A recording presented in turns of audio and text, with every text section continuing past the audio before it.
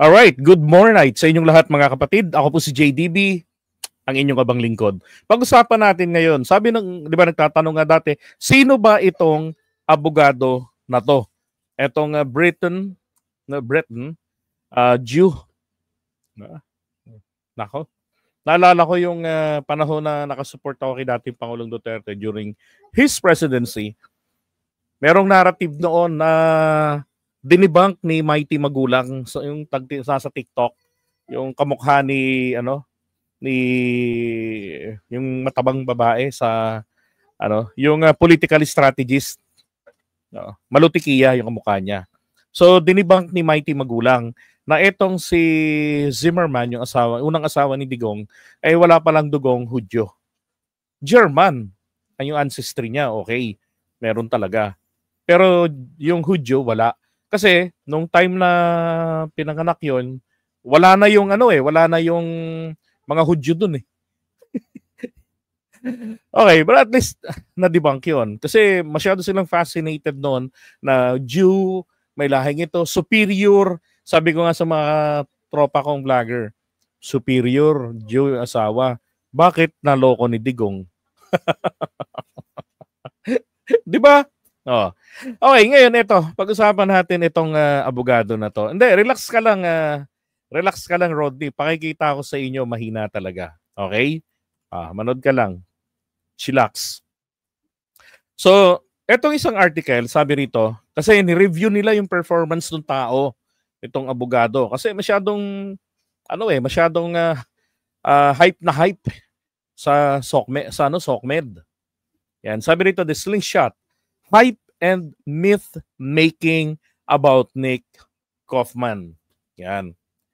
So, pag ni-research nyo po siya, ang dapat nyo nga hanapin, itatype nyo ito, Nicholas Kaufman, the lawyer of Rodrigo Duterte. Or else, mapupunta kayo rito sa American author.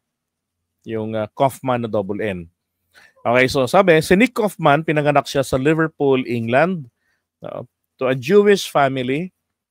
And then kabilang po siya ron sa mga legal counsel. Kasi ang ICC ay meron lamang po silang limitadong bilang ng mga accredited lawyers na pwedeng humarap sa kanila. Either nandun siya sa attack, nasa prosecution side, or nandun siya sa defense. Ngayon, doon po sa list of counsels nila, meron pong kabilang dyan ng mga 5 Pilipino. And you know what? Kabilang po si Harry Roque. Ayan Okay, so mga Filipinos doon ay sina Gilbert Andres, Joel Butuyan, Charles Jensen Chua, and then si Nashmelin Marhom Salik and Herminio Roque Jr. So si Attorney Harry Roque yan. Pero preferred nilang kunin, kinick out ni Sarah, etong nagbobolontaryo na si Harry Roque. Okay, sayang kasi kahit libre, papatulan ni Harry Roque yan. Yung trabaho. Now, sabi rito, pagka-graduate niya, 1989, Cambridge University, so nagtrabaho na siya sa Israeli Defense Forces, tapos naging first corporate lawyer, okay, ng Jerusalem District Attorney's Office. In 2003, doon siya nagsimula sa International Tribunal. So ang naging hawak niya po rito etong kay Slobodan Milosevic, yan ng Serbian and Montenegrin. Yan. So sabi rito, the butcher of ethnic cleansing in the former Yugoslavia were convicted for their war crimes in the 1991 siege of Dubrovnik. Milosevic himself was extradited to ICTY and served time in prison in The Hague, where he died before his trial. Okay, so ang papel dito ni Tony Kaufman ay nasa prosecution side siya, si Kaufman. Kaya lang, paano mong masasabi na magaling ka sa pagdidiin ng kaso sa prosecution? Walang iya. namatay. Namatay yung kanyang kliyente. Okay? Na nategi. Okay, so ano na kaagad? Problema na kaagad 'yan. Teka nga. Ayun, ito, pwede pa lang ganito. And then, ang tagal rin kasi maglitis ng ICC. Yan. Sabi rito The Hague served time in prison in The Hague where he died before his trial, bago pa po magkaroon ng paglilitis. Parang kay Duterte, di ba? Ngayon wala pa pong trial kay Duterte. Sa kasi, sa Pilipinas, ganito tayo rito. Para malinaw lang, di kayo malito. Dito, isinasampa muna ang kaso sa piskalya or sa DOJ for determination ng probable cause. Posible kayang ginawa yan ng akusado. Tapos noon, pagka sa tingin niya, papasharapin niya yan. Magkakaroon ng preliminary investigations. Ilang paghaharap yan. Pag sa tingin niya ay meron, kasi lang isasagutin niya ron hindi naman kailangan ni piskal ang beyond reasonable doubt. Yes or no lang. Tingin niya, mukhang ginawa ito base sa ebidensya, and then iraraffle niya itong kaso. No, mapupunta yan sa kung sinong, ewan ko sino nagra-raffle nun. Basta pagka merong indictment, mararaffle po yung kaso kung kaninong judge mapupunta. Ngayon, ito pong judge ang magsiset ng mga hearing nila, yung trial, proper, ganyan. Siya rin yung mag-i-issue ng warrant of arrest doon sa akusado. Pero sa ICC po baliktad. Ang ICC, tanggapin nila yung reklamo laban doon sa tao at dahil naman po yung akusado ay saang mga bansa nang gagaling yan. Diba? Ang hirap paharapin sa kanila on the regular basis sa may mga hearing. At pwede pa silang pagtaguan. Maraming weaknesses, lalo na sa panghuhuli ng mga akusado, yung ICC. So, kaya nga kailangan nilang Interpol. Diba? So ngayon, ang ginagawa ron, naglalabas sila ng warrant of arrest. And then, yung taong arestado, nakakulong na ron sa kanila under custody. Pero kung sa tingin naman nila, karapat-dapat bigyan ito ng interim or temporary conditional liberty, then pagbibigyan nila. Parang tipong pagka mahina ang ebidensya dito sa Pilipinas, kahit murder ang kaso mo, papayagan ka magpiyansa pag mahina ang ebidensya. So sa kanila ganun din. So magkakaiba lang kung kailan nilalabas ang warrant of arrest. So kay Duterte at this point, pareho rin itong kay Milosevic, wala pa silang trial. Kaya hindi ko maintindihan paanong nasasabi ng mga DDS na mamaya pag-uusapan natin yun sa second part ng susunod na live natin. Dinismiss na ng ICC yung reklamo kasi walang ebidensya. Okay? So dito sa Yugoslavia case, wala siyang may pagmamalaki kasi wala pong trial na naganap. Now, and then it was after that when Kaufman became defense counsel. So defense naman siya sa ICC. When current ICC prosecutor Kamer Khan was assigned, so meron siyang magandang sinabi tungkol dito kay Karim Khan. Sabi niya, imposible na masuhulan si Khan. Then ginawa ni Khan, sinimulan niya ng mga investigation sa Gaza and then doon sa West Bank. And take note, ito rin pong si Khan, kung nag-iisip yung iba, sinasabi, sina PBBM daw po ang gobyerno ng Pilipinas ang nag-request ng issuance ng arrest warrant ni Digong. Hindi po. Okay? Ito hong si Khan, ang sabi rito, ang nag-request nito. January pa lamang ni-request na yan. Okay? Kaya po, January pa lamang din, siyempre, etong mga nagko-complain, sinasabi nila yan sa PNP natin. Yan ang Interpol na merong request na etong si Khan for arrest warrant ni Duterte at saka nung iba. So, at saka kalat naman ito, nasa website nila yan diba? Kaya nga ang pang-aasar ng mga DDS, ang tagal namang dumating, inabot pa ng January, inabot na ng February. Kaya sabi ko, well, hintayin na lang natin. May kaso, maliwanag, aktibo yung kaso. Darating at darating tayo dyan. Habang lumilipas ang panahon, dadating at dadating ang dulo, which is the issuance of warrant of arrest. So ito hong si Khan, si Karim Khan, yung ICC prosecutor, ang nag-request nito para kay Duterte. Tapos si Kaufman, ang kanyang defense counsel. Okay? So ganon. Sabi ni attorney, in a court setting, when a case needs to be reassigned to another judge, the executive judge of the court or their absence, the major judge conducts the raffle. Okay. Yun, thank you. Now I know. Thank you. Okay, eto pa. Sabi niyan rito, whenever Kaufman is described as Duterte's lawyer in the international media, 3 kaso raw pong automatic ang lumilitaw, dumidikit sa kanya.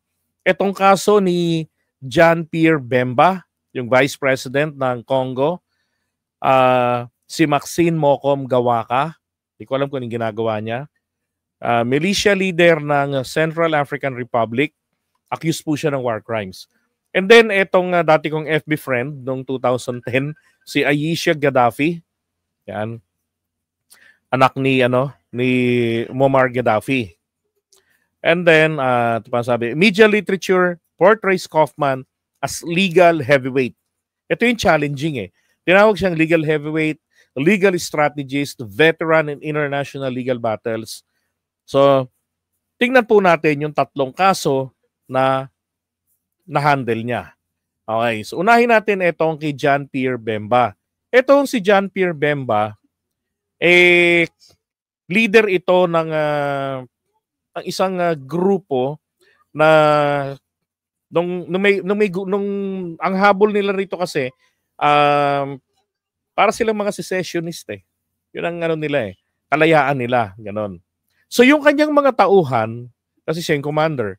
So yung kanyang mga tauhan, may ginawa pong mga atrocities.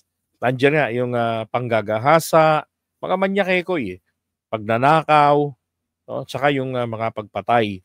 So, there were 400 cases daw ng panggagahasa and then 1,335 yung mga tumistigo. No? Talagang pumunta ron, humarap. Siya ay naaresto habang bumabiyahe yan noong 2008 sa Belgium siya. Ang pinahuli siya sa sa Belgium monarch. Hindi, yung sa Kingdom of Belgium. Doon siya. So nahuli, hinarap siya sa The Hague at doon na nabot siya ng 11 years dyan eh.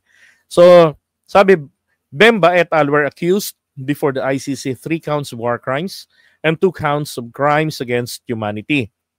So, the prosecutor then was Fatou Bensouda. Ito rin yung dati nung sa time ni Duterte, kaya lang nagretiro na. Kaya si Khan yung pumalit. Now, the Bemba trial began 2010, 2 years and 6 months after his arrest. The trial lasted 4 years, then 2 more years passed before the court handed down the verdict. Okay. So ano ho ba yung nangyari dito kasi sa kanya? Ang nangyari dito sa kanya, yung mga tauhan niya gumawa ng atrocities. Wala pong nagrereklamong direktang si Bemba ng gahasa, si Bemba ng bembang ng mga babae, si Bemba ay nagnakaw. Wala pong ganong reklamong direkta laban sa kanya. Paliwas dito kay dating Pangulong Duterte na siya mismong nagsasabi na ginawa niya yung mga pagpatay pero yung panggagahasa. Wala siyang ganon na reklamo. Pero yung reklamo sa kanya na pagpatay, mga ganon, inamin niya yan. Pinagmamalaki niya pa yan, 'di ba, sa public television. Ngayon, etong si Bemba, tsaka tong si Bemba po ay na-dismiss ang kanyang kaso. Lumabas yung decision na talo si Bemba. Okay, talo si Bemba ron sa decision. Pero tingnan nyo to, sabi rito Bemba defense lawyer was Kaufman. Curiously, a commotion between lawyer and client took place in 2014. Okay, so kailan siya nahatulan? Trial niya 2010, 2 years and 2 months after his arrest. No, 2008 yun eh. The trial lasted for years. So 2014, no, hanggang 4 years daw, umabot ng 2014 yung kaso niya. And then 2 more years nang lumipas bago nagkaroon ng desisyon. 2016 kasi siya nahatulan. Pero in 2014 po, nagkaroon sila ng problema ni Bemba at saka nito ni Kaufman tungkol sa pera. Sabi ni Bemba, hindi raw po niya napagkikita yung kanyang abogado magmula noong December 16, 2014. And then, kasi noong December 17, the following day, si Kaufman ay humingi ng leave sa ICC para bitiwan niya na yung pagrepresenta kay John Pierre Bemba Gombo. So, inaprubahan siya noong January 8, 2015. Iniwan niya na ha. Usaping pera yung pinag-aawayan nila rito. O baka naman nalaman niya na masisentensyahan yung kanyang kliyente. Then sabi, apparently misunderstanding was due to lawyers' fees of Kaufman. Bemba had said he could not pay Kaufman anymore. Kaufman responded by saying that it was a struggle to finance the defense. So pera talaga ang problema of Bemba. And that he had never agreed to defend him pro bono. Okay? Hindi po siya nagtatrabaho ng libre. Hindi siya puro abono. Ngayon, ang ginawa po nito ni Bemba, nag-hire ng bagong abogada. Si Melinda Taylor na ang kanyang defense lawyer. Tandaan ninyo, okay? Yan na yung kanyang bagong defense lawyer. So, 2014 po natapos yung kaso. Di ba? Ngayon, 2016 lumabas ang desisyon. So, ibig ko lang pong ipunto rito, in between 2014, na submitted for resolution ng kaso, di ba, attorney? Ganun yun eh. Tapos lahat ng mga debate ng mga abogado dyan, darating yung punto, submitted for resolution. And then, ibig sabihin nun, hindi na pwedeng i-atras ang kaso, wala nang ibang pwede pang mangyari. Hahayaan na yung judge dumating sa punto na ilabas ang kanyang desisyon. Alright? So, si Belinda lawyer, nakatenga, nag-aabang sila ng resulta ng kaso na trinabaho ni Attorney Kaufman. Okay, so anong nangyari ron? Ito nga po, talo, 18 years imprisonment. 9 months later, sabi, in March 2017, the court added 1 more year to his sentence and fined 300,000 euros for interfering with witnesses. Hindi ko alam kung ibig sabihin ng interfering with witnesses eh. Kung ito ba ay binulabog nila, ginulo nila yung mga hinaras nila. Parang yung ginagawa ngayon ng mga DDS. Hinaharas yung mga kalaban ni dating Pangulong Duterte, 'di ba? Yung mga nagpipresenta na kami biktima, hinaharas nila. Pero sabi nga ni Attorney Conti, hindi nila alam kung sino-sino yung 43 na yon nahaharap doon sa witness stand. Oh, 'di ba? Baka hindi pa nga yun ang hinaharas nila o baka yun na yung hinaharas nila, makakaapekto ng masama yung kidigong. Imagine ito, dinagdagan yung sentensya. Oh. 'Di ba? Ngayon, dagdagan nila ng taon, ng 1 taon yung sentensya at may penalty pa. Now, sabi rito, take note of this fact. Prior to the verdict, Bemba had spent 8 years in the ICC prison. Okay. So, Bemba later filed an appeal. He took 1 year and 9 months lang po bago po nababa ang desisyon. Yun pong desisyon doon na overturn po yun ng appeal chamber, ng appeals chamber. Bakit? Kasi, gaya ng sinabi ko kanina, wala pong direktang nagrereklamong laban sa kanya na si Bemba ay may ginawang mga ganong klaseng reklamo sa kanya. So, hindi siya nambembang, hindi siya nagnakaw, hindi siya pumatay. Taliwas kay Duterte.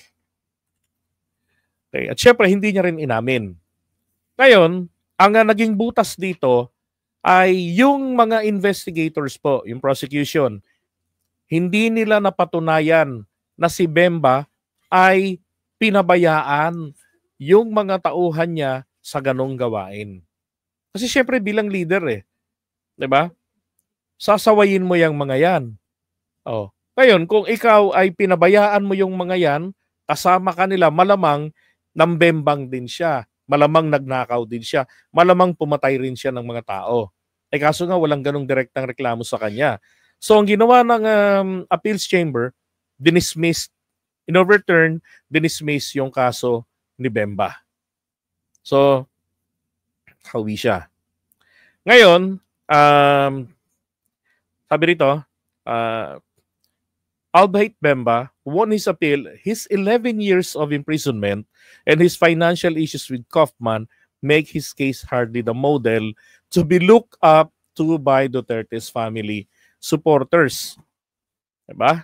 And the Rome statutes actually contains a provision that does not limit, ibig sabihin ito, that does not limit the amount of the accused spends in prison. Ibig sabihin, kung ngayon ay nakakulong na si Duterte, kung hindi nila ito mapagbibigyan ng interim release, hindi po pwedeng sabihin nila na, matanda na yan, kailangan ng pakawalan yan, kailangan ng ganyan-ganyan. Dito sa Pilipinas, ang mga ganyang kaso, 40 years imprisonment yan, kahit na 1,000 pa yan, sabay-sabay niyang isi-serve. Then pagdating ng 20 years, dating presidente yan, matanda na, uga-uga na, may maintenance pa, may mga nagmamahal diyang mga supporters niya. So dapat apply natin ang humanitarian consideration. No? So sa kanila, hindi sila ganun. Magtiis ka dyan. Ganun sa ICC. Wala ngang politics. Walang palakasan. Ganun sa kanila. Ito pa. So, ang sabi nga rito, kung ang problema ni Kaufman dito kay Bemba ay usapin sa pera, nako, and I stand corrected. Balikan ko yung dati kong stand na ang nagbabayad sa mga abogado diyan ay, kasi tinignan ko rin yung website doon sa, kaya ayoko magtingin ng mga comments May nag-comment kasi noong nakaraan, ang sabi, ang magbabayad daw po sa abogado ni Duterte ay ang ICC. Pero nung tinignan ko yung website mismo ng Rome Statute, hindi, yung mga trust funds nila, gaya ng binanggit ni Harry Roque, ay gagamitin, yun ang gagamitin, panustos, dyan sa kaso ni Duterte. Paano yun? Yung mga pangangailangan niya sa loob, yung mga pagkain niya, yan. So, walang advance payment. Okay?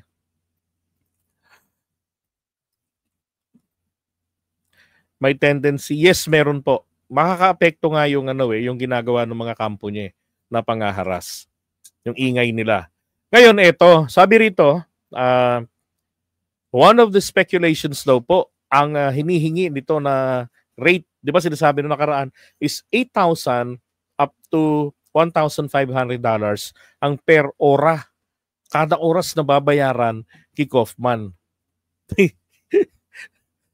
So, yung dalawang nakita nating kaso kanina bilang prosecutor, wala pong prosecution na naganap. Namatay si Slobodan Milosevic bago pa magkaroon ng trial.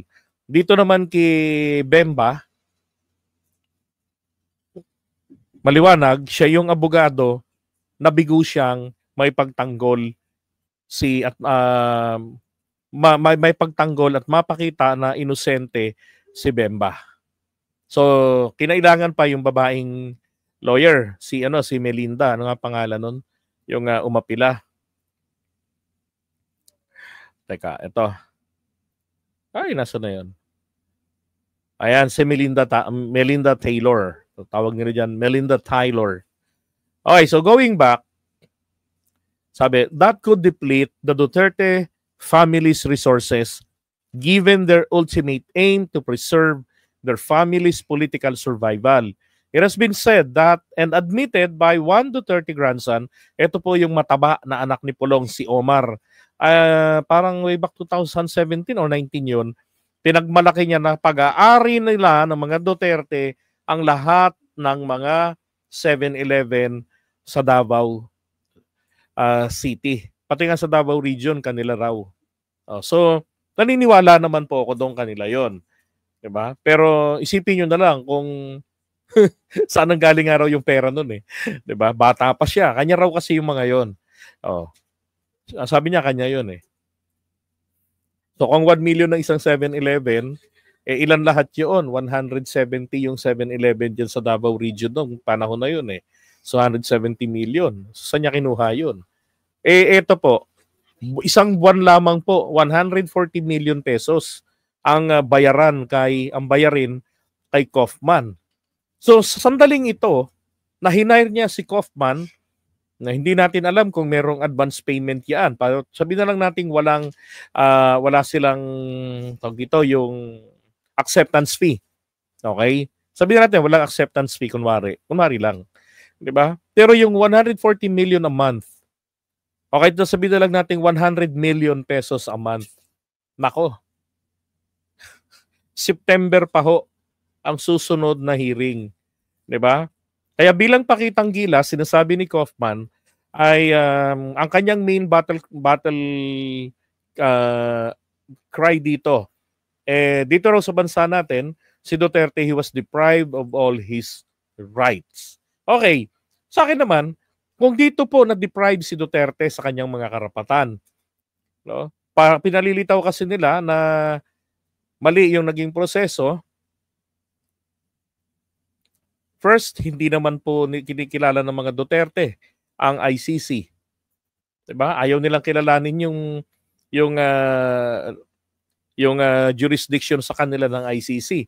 So hindi ho pwedeng i-argue dito, hindi yan ninyo pwedeng i-avail. Ano ba 'yun? Dadalhin lang naman siya sa korte dito sa Pilipinas para alamin nabasa ba yung Miranda rights sa'yo? Hindi ka ba ginulpe? Hindi ka ba sinaktan? Meron bang warrant of arrest? Yun lang ang titignan doon eh. Hindi po kinakailangan na yung korte mag-issue rin ng warrant of arrest. Bakit kanyo? Kinikilala po ng ating bansa ang international law bilang bahagi ng justice processes, ng justice o ng legal system natin, ng mga processes natin, ang international law. Kaya nga sineselebrate natin yung pagkapanalo natin o yung favorable arbitral ruling sa West Philippine Sea, di ba? Noong 2016. So kahit na yung inalis tayo dito ni Duterte sa ICC, pero ang 15-0 decision ng Korte Suprema noong July 2021 na sinasabi na ang Pilipinas, kahit umalis na tayo, meron pa rin tayong obligasyong makipag-cooperate sa ICC sa anumang proceedings na kanilang nasimulan. Dahil nung pirmahan po yung kasunduan na yan noong 2000, panahon ni ERAP, at niratipika nila PBBM noong 2021 ang Rome Statute, nakalagay doon sa kanila sa I believe Article 127 na pinananatili nila yung kanilang karapatan na mag-investigate sa mga kaso na saklaw ng panahon na naging member tayo hanggang sa kumalas na tayo officially sa Rome Statute. Yun yung 15-0 na dinesisyonan ng Korte Suprema ng 2021. Di ba? So balikan na lang natin dito. Malalagas at malalagas po ang kayamanan dito ng mga Duterte. Kasi kahit walang ginagawa eh. Kaya si Kaufman, sinasabi niya, si Duterte raw, kaya niyang pauwiin ng wala, mapapadismiss niya yung kaso ni Digong. Tingnan natin paano gagawin niya. Okay? Ngayon, ito pa. Pangalawang kaso niya ho, na hinawakan. Etong si Maxine Mocom Gawaka. Yan, tong kaso na to, sabi niya na is an even more problematic index of Kaufman. Ano ba nangyari dito? Sabi, the court had noticed that Kaufman had previously represented other clients whose cases were substantially related to the Mocom Gawaka case. Bakit? Sabi nga rito, in fact, this case gives Kaufman a black eye disrepute. The ICC prosecution removed Kaufman as defense counsel because of conflict of interest. Shit! Conflict of interest pa lang, mukhang hindi na alam ni Kaufman.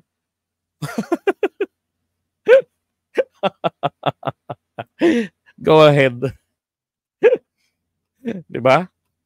Ito pa. Uh, Sabi nito, that was the case of the prosecutor versus Alfred Yekaton. Ano, basta, din yung kaso. Ito yung kaso naging dahilan. No, sabi rito, the court ruled the charges in the aforementioned case largely overlap with the allegations brought against Mocom. Okay, now, but there was another facet of the Mocom case that can hardly act as guiding precedents to the Duterte case.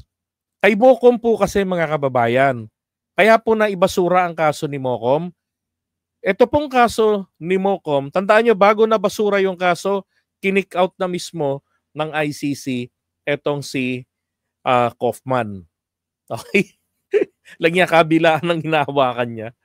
Conflict of interest. Diba? So, wala pong witness ang humarap nagtestigo laban sa kanya. E syempre, pagka walang testigo, hindi po pwedeng magdesisyon kayo. Hindi po pwedeng umusad ang kaso. Walang testigo na lumitaw. Now, kabaliktaran po kay Digong. 'Di ba? Si Duterte po mismo. Sa mga DDS, makinig kayo. Si Duterte mismo, he himself is the witness against himself. Bakit? Siya mismo inamin niya. 'Di ba?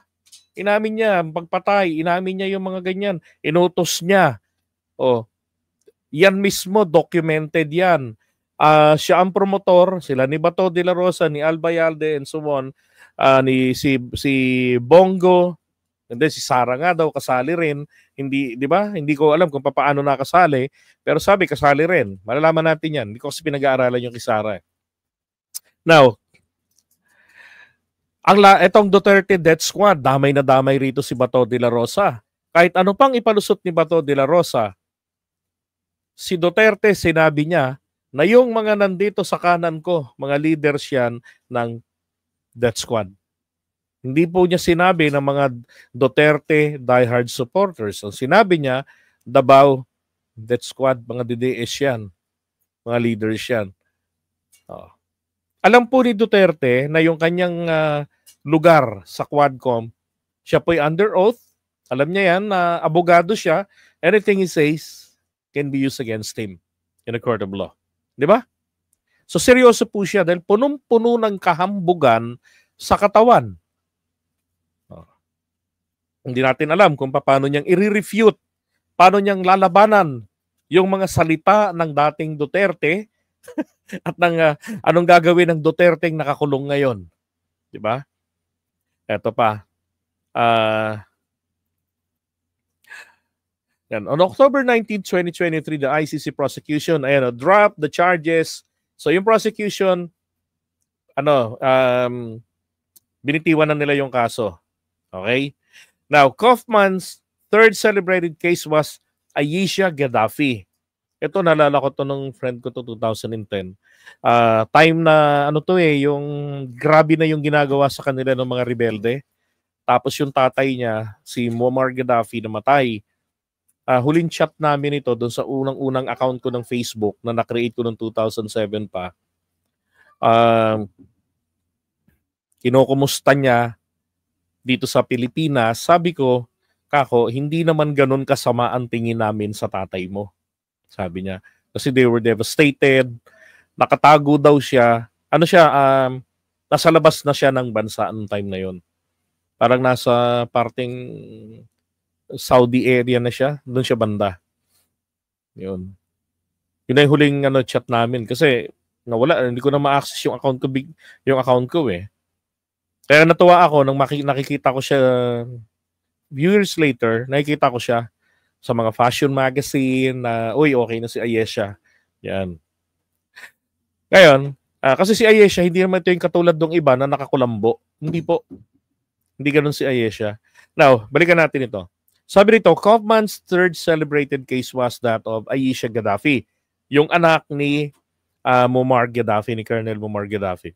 Aisha had hired Kaufman in 2011. Okay?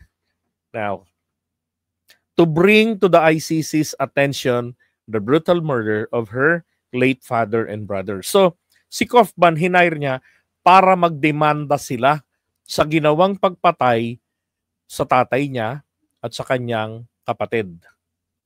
Yan.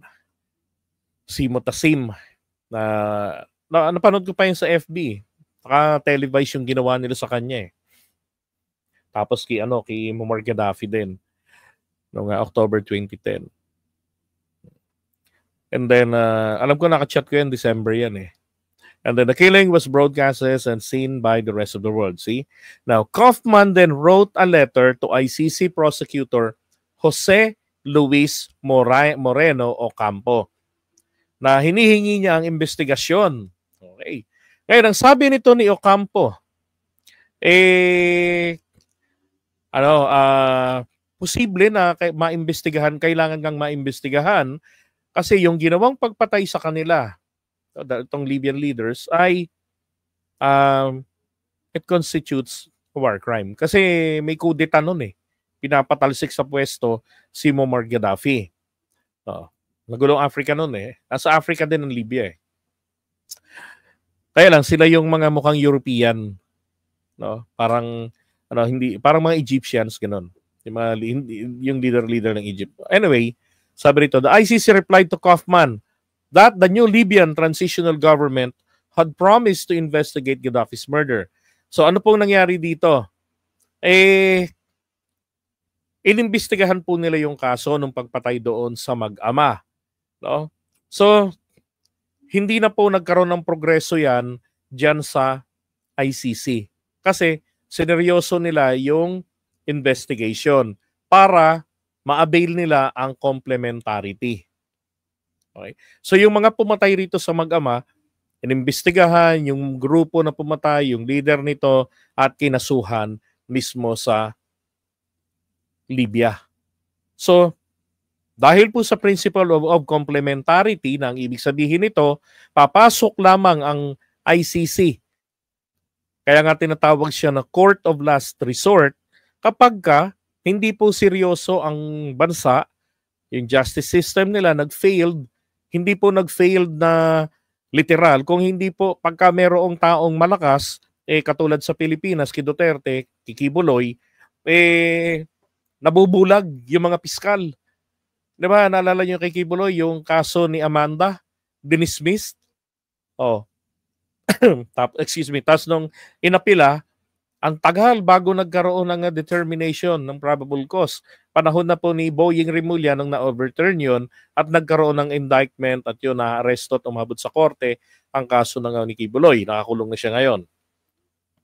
So, yun po ay failure of justice system. Okay? On the specific case. So, kapag ganun po yung nangyayari, manghihimasok po ang ICC. Now, dito po sa atin, ang nangyari naman dito, napagtawanan pa nga po ng ICC ang Pilipinas. Bakit kanyo? Tinangka ng kampo ni dating Pangulong Duterte. Hiniling nila, I believe, way back 2021 yata ito. Hiniling nila diyan sa ICC na, yan yung part 2 natin mamaya, na i-avail na lang, na ibitawan nyo yung kaso na yan, yung investigation dito, wag yung ituloy na kasi wala kayong jurisdiction sa amin. At ang aming bansa ay nag-i-investigate na. Katunayan, ongoing itong mga kaso. Ang problema ito, ang sabi ng roon, bakit 200 lang yung inyong iniimbestigahan? Ongoing pa yung mga kaso. Yun nga po yung kay Kian de los Santos nung napatay noong 2017. So, sabi nung ICC, kung ipa-paraphrase ko, kasi very formal sila eh. Hindi nyo kami magogoyo, hindi nyo kami mauuto. Ganon. Kasi, kung merong akusasyon, merong record ang Human Rights Commission, ang constitutional body yan, bahagi ng gobyerno yan, na 6,000 to 7,000 cases, dapat meron din kayong ganong karaming investigation. Okay? Ilan ang sinubmit? 200. Yung iba, ongoing investigation. What the fuck? So dapat po kasi, pagkapatay, investigate. Di ba? Autopsy. Maayos dapat. Eh, hindi ganun na nangyari eh. Oh. Ngayon, ginagamit na dahilan dito ng Campo Duterte nung mga panahon na yan, etong kay Kian de los Santos. Ito po yung positibong binatilyo. Bata pa lang daw talaga yan, sabi ng mga taga-Bagong Baryo, dahil tumira ako dyan, yan po ay runner. Yan ang tagakuha ng, alam nyo na, ng kontrabando. Tapos, tagalibis yan eh. Yung malapit sa NLEX, sa squatters area, taga dun siya. Ngayon, pagitan ito ng Santa Quiteria, may tulay yan eh. Oh, pagaganong ka, kakanan ka pa. Sa ilalim ng tulay ka lulusot. So, bago dumating, dun yung lugar niya. So, ang ginawa dyan, matagal nang minatyagan yan. Tapos nung masakote, yun na nga, nakatakas, gano'n, hanggang sa nakipagbarilan sa pulis yan. Kaya yung mga pulis, galit na galit sa kanya, nung abutan, pak, binaril na nila, tinumba na. So, merong mga nakulong dyan. Pero ang sabi uli ng ICC, bakit yan lang? Paano yung iba? What about the rest? Diba? Oh, ganon. Tanong ni BJ Gans, runner dapat bang patayin? Alam nyo, dapat pag runner patakbuhin, ano? Ikaw lumagay ka sa katayuan ng mga pulis. Ito ay sabi ng mga nakatira doon ha. Meron tayong subscriber na nagkwento niyan sa live sa content natin dati na sabi niya, ang bahay ko diyan sa nadadaanan papunta sa direksyon kung saan siya napatay. Gawain ng bata na yan daw, kapag hinahuli ng pulis at nakaalpas at hinabol, may baril yan, binabaril niya ng pagganon. O ikaw, BJ Gans, yung pulis. Diba? Muntik ka ng mategi. Siguro pag inabutan mo yan pinakamagaang naabutin yan sa'yo, pokpokin mo ng baril yan sa ulo Diba? Hindi rin naman akalain ng mga pulis doon na merong CCTV. Trigger happy, 50,000 ang halaga ng ganyan. O baka nga mataas pa. Diba? Tinumba nila. Akala nila 18 years old na. Hindi nila akalain minor de edad pa, 17 years old. Pero yung ganyang edad, ano yan yan na po yung merong tinatawag na acts of discernment. Ibig sabihin, merong utak kriminal sa Tagalog. Meron na siyang kakayanang malaman o alam niya na ang mabuti at ang masama. 'Di ba? Oo. Malas niya. Minalas si Kian.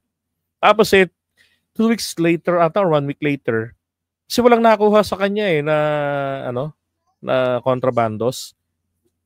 Ayon nga ron sa nagsalaysay noon sa content natin noon, inano niya yon at tinatapon niya yung mga dala niya. Yung baril binabaon niya sa putik. Doon siya nakuha sa putikan. Nakasubsob kasi patay na. Nakaluhod yan ng binaril. Nakuha yung wallet, isang lugar doon, yung metro ng tubig niya, siguro wala yung mama. Pag uwi niya ng bahay, binuksan niya yung metro ng tubig niya, nakita niya may wallet. Nakasiksik doon. Wallet ni Kian.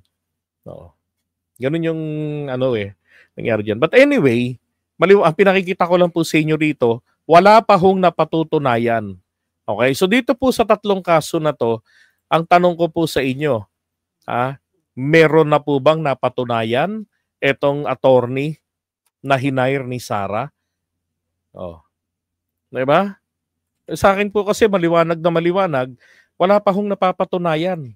Kasi tignan nyo bilang prosecutor doon sa kaso ni Slobodan Milosevic, etong kay Milosevic, namatay siya nang wala pang trial na nagaganap. So hindi pa na ilalabas ni Tony Kaufman ang kanyang talino. Pagdating naman dito kay Pierre Bemba, ang kaso niya 2014 natapos ang pagbaba ng ang kaso, naglabas na ng desisyon Diba? 2010 nagsimula ang kaso, 2008 nahuli, 2010 nagsimula ang paglilitis sa kanya, yung trial. Tumagal ang 4 na taon, 2014 po, ibig sabihin, nakangangalang lang ang lahat. Tapos yun rin po yung time na iniwanan niya na si Bemba dahil hindi po siya kaya ng bayaran. Okay. So, kung ano ho yung magiging resulta ng kaso ni Bemba, may kinalaman po dyan ang performance din ng lawyer niya. Diba? So, ibig sabihin, kung malakas ang ebidensya, walang magagawa kahit gaano kagaling ang lawyer. Kung mahina ang ebidensya at nahatulan, kahiya-hiya po yung lawyer. Right? So, 2016 lumabas yung desisyon. Iba na yung abogado nito kasi 2014 din eh.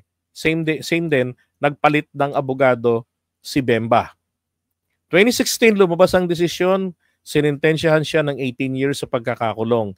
And then inapilan nila, tumagal lamang ng 1 year and 9 months na resolba na overturn yung prior decision na trinabaho ni Tony Kaufman bilang defense lawyer. So talo doon si Kaufman. Ang magaling ay eto pong babae, si Melinda Taylor, na pa-overturn niya sa appeals chamber ang desisyon. Ngayon, etong pangatlong kaso na hinawakan po niya si Mocom.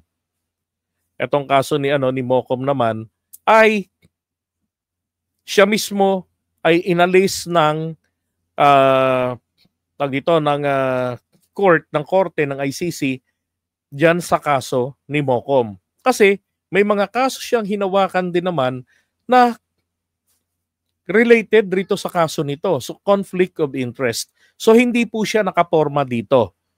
And then later on, lumabas po yung hatol dito dahil wala pong lumabas na mga titistigo laban kay Mocom. Syempre, natural lamang po. 'Di ba? Kaya nung 2023, ang ginawa nila ng prosecution mismo ay binitiwan na yung kaso ni Mocom. Yan yung pangatlo. Ito naman pong pang-apat, ito pong kay Aisha Gaddafi. Hinire siya nito ni Ayesha noong 2011 para paimbestigahan, pakasuhan sa ICC yung pumatay sa tatay niya at sa kanyang kapatid na lalaki. So ang ginawa niya ni Kaufman, sinulatan yung ICC prosecutor. Sabi ng ICC prosecutor, yung bagong gobyerno raw na pumalit sa tatay ni Ayesha ay nangako at tinotoo naman na imbestigahan, sineryoso yung kaso. Yung pag-iimbestiga ron sa pagpatay nung kalaban nila na tong si Muammar Gaddafi at saka yung anak na lalaki. So sa madaling salita, no further case that prospered before the ICC diyan sa Gaddafi case na yan, o Gaddafi case na yan. So hindi ho nakaporma ng todo diyan si Kaufman. Diba? So ang problema nila ngayon dito, bukod sa wala pang napapatunayan si Kaufman, ay sobra pa pala ang mahal ng talent fee nito. Umaabot ng 140 million pesos monthly. Gaano karaming confidential fund ang kailangan nila dyan? Grabe. Diba? Okay? So yun po. Kaya good luck. Sabi may napalaya na yung pinagtanggol ni Kaufman after 10 years. Yun po yung kanina si Bemba. Pero maliwanag po si Bemba, maliwanag po nung hawak niya ang kaso ni Bemba, he was the first lawyer na talo si Bemba. Talo si Bemba, 'di ba? Nahatulan 18 years ng pagkakakulong. Tapos dahil po sa kanyang ginawang interference sa paghihimasok sa mga testigo, dinagdagan ng 1 taon yung kanyang sentensya. Naging 19 years. Tapos pinagbayad pa siya ng 30,000 euro. Kaya lang, yung kanyang bagong abogado, si Melinda Taylor, na hinire niya agad kapalit ni Kaufman na umalis dahil hindi po nababayaran, ang ginawa niya ngayon ay 1 year and 9 months, natapos yung kanilang apila, lumabas yung desisyon, absuelto si Kaufman. Kasi question po ni Taylor. Di ba sabi ko nga sa inyo, ang nakita kong butas dito, walang nagreklamo ng ganong mga krimen, ng crimes against humanity laban kay Bemba. Ang inirereklamo po, yung mga ginawang atrocities ng kanyang mga tauhan. Pinapanagot siya sa ilalim ng command responsibility. Tragis na yan. 'Di ba? Kung ikaw ginawa mo naman ng lahat, ayaw nilang tumigil, wala kang magagawa, ikaw rin ang papatayin ng mga lintik na yan. Ngayon, paano natin nasabi na walang kinalaman doon si Bemba? Facts of the case, walang nagreklamo laban sa kanya. Ang itinuturo yung mga ilan yung mga tumestigo po doon sa kaso na yon. Ang sabi dito, ayan 400 cases po ng panggagahasa. 1,335 ang mga witnesses na humarap.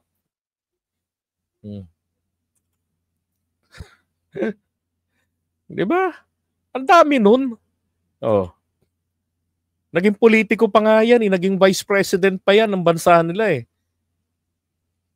Di ba? Okay. Alright. So, iwan na natin ito. Tingin tayo mga comments ninyo.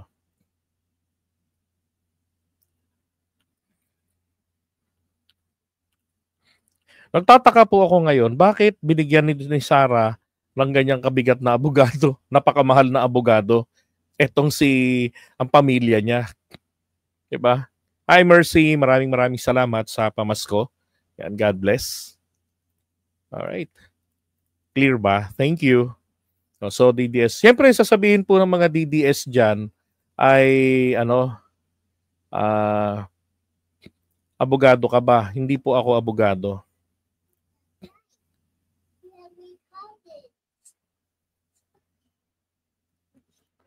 Kung talagang di ganoon kagaling si Kaufman, bahala si VP kung gaano kalaki ang ibabayad niya. As long as di kukunin sa government. Hindi po kukunin sa government yun. Kukunin po yan pala sa bulsa nila ng mga Duterte. Okay, and then Lolita Galangco, maraming salamat sa pag-subscribe. Yan, welcome. JDB, ask ko lang, bakit nag-around the world si Kulong? Kung naman, namaya na nga yan. Credit grabbing ba? Sabihin na natin hindi po si Kaufman ang may gawa ng credit grabbing. No? Kaya lang ang problema, yung internet, pagka tinype kasi pala yung pangalan ni Kaufman, totoo naman pag sinearch mo si Kaufman, tinype mo na lawyer of Rodrigo Duterte, lalabas po yung mga kasong hinawakan niyang yon. Slobodan Milosevic, kay Bemba, kay Gawaka, tapos dito kay Ayesha. Diba? So wala talaga. Siyempre, sabi ng mga DDS dyan, bayaran ka. Wala naman silang alam na sabihin . Limas ba ang bukal ng balon? Oo, ubos talaga. Andiyan ang link niyan. Nasa natin, description. May bayad ba yung abogado mula this month hanggang September? Opo, meron po. Monthly po ang binanggit dyan . Monthly ang bayad po sa abogado. So, kahit po naka-standby yung abogado, naghihintay na hanggang September, may bayad na po yan. Sabi na lang nga natin 100 million a day. Wow. Di po ba? Lots of money. Bunga ng kayabangan ni Duterte at saka nung kanyang anak. Naitakas na yung tatay . Ang ginawa, nilaglag ng China, na tinatanggi ng China ngayon. Ay, nako. Kaya siguro nag-all around si Pulong para mag-solicit ng pondo. Ewan. Sa dami na kurakot nila. Afford nila. But the question is, mananalo pa ba si Digong? Yun. Diba? Yan. Idol, kala ko ba matapang si Bato? Kala nga natin matapang. Tayo naman eh, natatawa nga yung content ni Mami Peng. Ang content ni Mami Peng doon, si Bato takot sa paputok. Kasi meron siyang hawak, meron silang dami na paputok na maliit, na malaking triangulo. So ngayon, hawak niya yung paputok na yon, merong nalalaglag na pulburo. Ay pulbura. Akala niya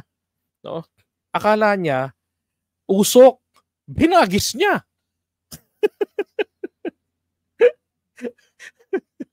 Tapos yung isang personnel lumapit doon, may dalang tubig, binuhusan lang ng tubig. Si Bato, nanakbo. Hanapin nyo kay Mayora Peng, kay Mami Peng yun. Pero siyang video nun eh.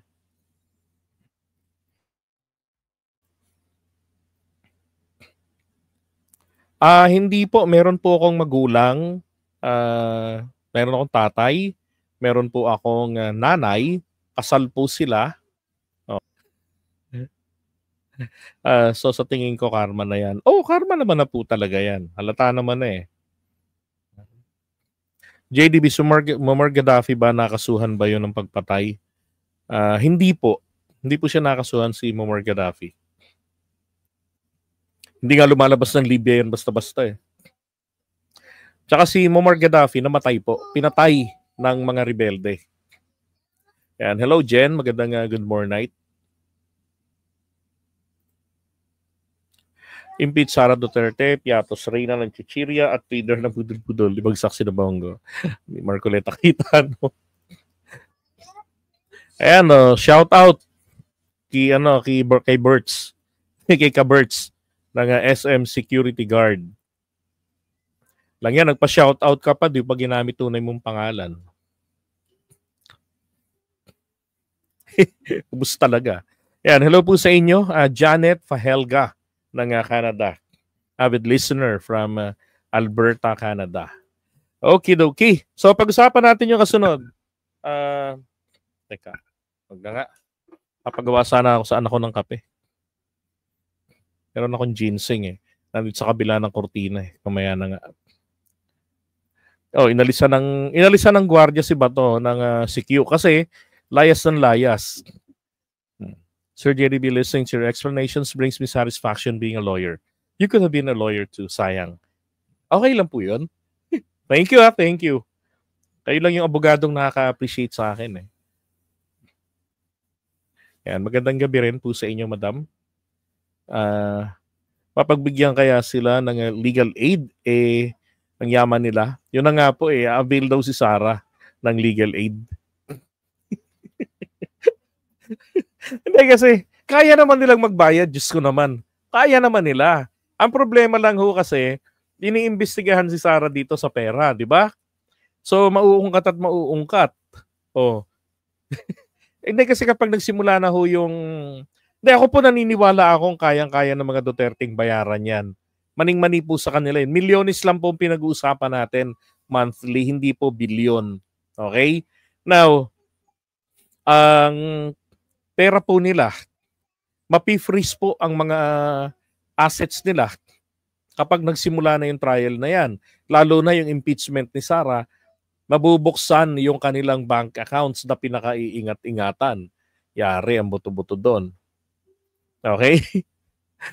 Oy, Marcus Channel ng Hong Kong, magandang gabi po sa inyo.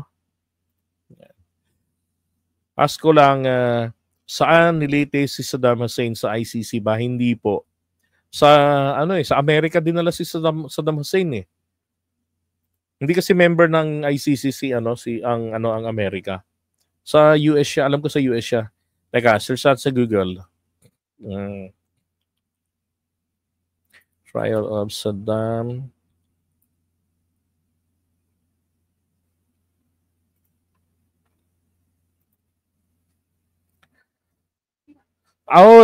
Sa Baghdad po. Sa Iraq pa rin, Baghdad, Iraq. Sabi nung anak ko, Baghdad, Iraq. Barkada niya yata itong si Saddam eh. Alam niya eh. Ako nagkalkal pa. Yun yung anak ko na minsan ginest ko. Mahilig umepal sa politika pero pagkaharap ng camera, namumuti parang may suka. Pero sabi rito decided on October 19, 2005, and then 21 December 2006. Yan. Saddam Hussein found guilty of crimes against humanity and subsequently sentenced to death, executed on December 30, 2006. Yan po ay ayon sa Wikipedia.